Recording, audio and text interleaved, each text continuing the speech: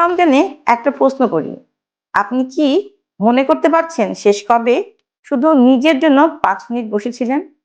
যদি মনে না পড়ে, এই ভিডিওটি আপনারই জন্য। স্পেশাল নিডস শিশুদের মায়েরা রমজান মাসে ডাবল কাজ করে থাকেন।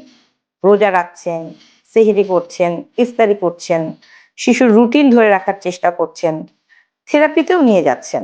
ঠিক মতো ঘুম হচ্ছে না, আবার সকালে উঠছেন।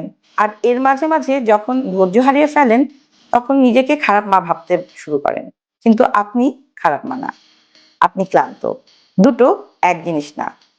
গবেষণায় দেখা গেছে শিশুর ভাষা বিকাশে সব থেকে বেশি কাজ করে মায়ের উপস্থিতি। শুধু ফিজিক্যাল উপস্থিতি না, মানসিক উপস্থিতিও দরকার। মানে আপনি পাশে বসে আছেন কিন্তু মোবাইলে, এটা কাজ করবে না। কিন্তু আপনি পাশে বসে তার চোখের দিকে তাকিয়ে হাসছেন, এই মুহূর্তটাই তার ব্রেনে সব থেকে বেশি কানেকশন তৈরি করে। ছোট কিন্তু শক্তিশালী। তাই আজকে এই কাজটাই শুরু করুন। 15 মিনিট মোবাইল রেখে দিন।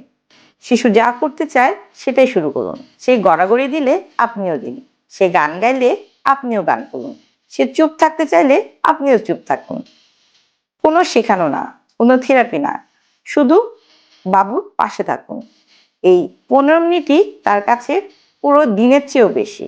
আর নিজেকে মনে করিয়ে দিন, পারফেক্ট মা হওয়ার দরকার নেই, প্রেজেন্ট মা হলেই হবে।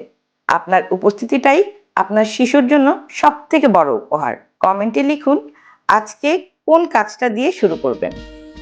আজকের মতো এখানেই শেষ করছি। সবাই ভালো থাকবেন, সুস্থ থাকবেন। আল্লাহ হাফেজ।